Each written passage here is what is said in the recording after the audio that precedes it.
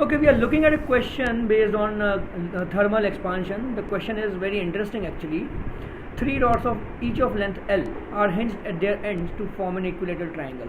This is your triangle, equilateral triangle. Each side is L. Two rods are made of identical substance of coefficient of linear expansion alpha, while the third rod is of 2 alpha. So here we have two rods which have identical coefficient of expansion. They are same material. So let's assume that AB and AC have same material, so their coefficient of expansion will be alpha and alpha, while the BC has coefficient of expansion 2 alpha. When the system is heated, find the rate of change of area of triangle with temperature. Okay, so we have to find the rate of change of area. For that we need to know the rate of change of length. So let's say that AB is having length x, AC is having length x, and BC is having length y.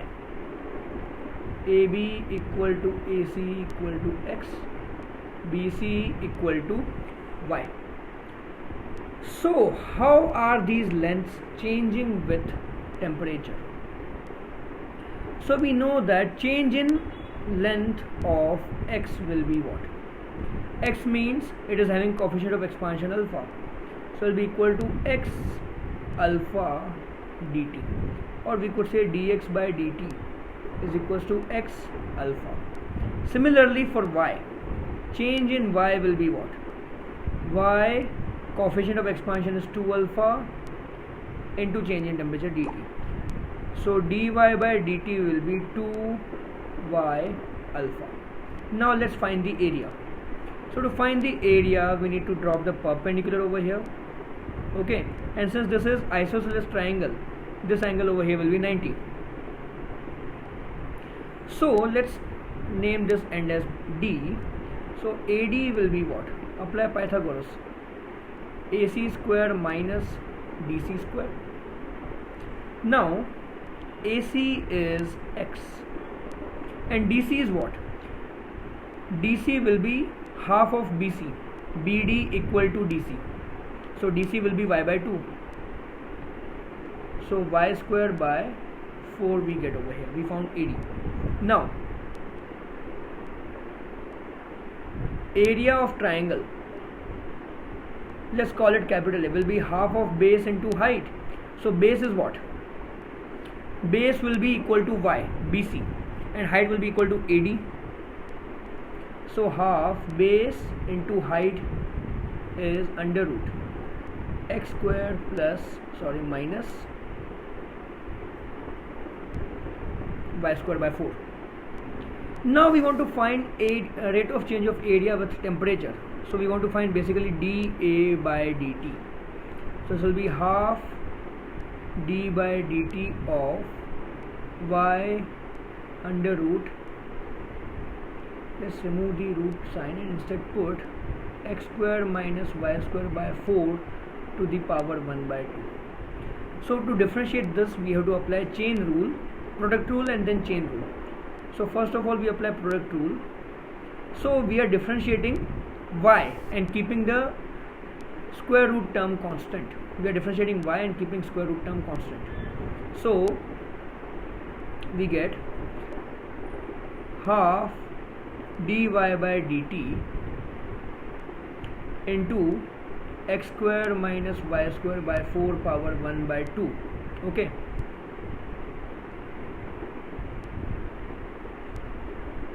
plus y by 2 d by dt of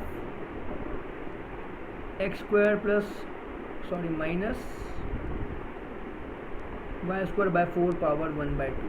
Now here for this term we need to apply chain rule. So again let's go further. So this is dy by dt is what? Dy by dt is 2y alpha.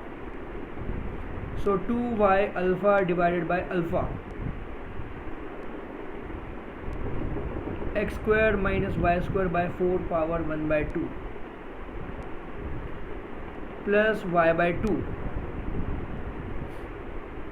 Now when you differentiate this term, you will get power outside x square minus y square by 4 to the power minus 1 by 2. Okay, and then inside the bracket we differentiate x, so we get 2x dx by dt minus 2y by 4 dy by dt. This is what you will get. Okay, so we proceed further. So here we get 2y alpha by, this is actually 2, so 2 will basically get cancelled out, and x square minus y square by 4 power 1 by 2 plus y by 4 under root x square minus y square by 4. Okay, in the numerator you will get 2 dx by dt is what? Dx by dt is x alpha. So here 2x into x alpha, so we get 2x square alpha minus, again dy by dt is what? 2y alpha. So 2y alpha into 2y by 4, so we get y square alpha. Okay, now coming back to question, each rod has length L at this moment. So at the given moment x equal to L, y also equal to L. So now just put the value of L everywhere for x and y, so we get L alpha under root L square minus L square by 4 plus L by 4 under root L square minus L square by 4, and in the numerator you will get 2L square alpha minus L square alpha. Okay, when you simplify this you will get further dA by dt is equal to 2L square alpha divided by root 3. This will be your final answer. Okay.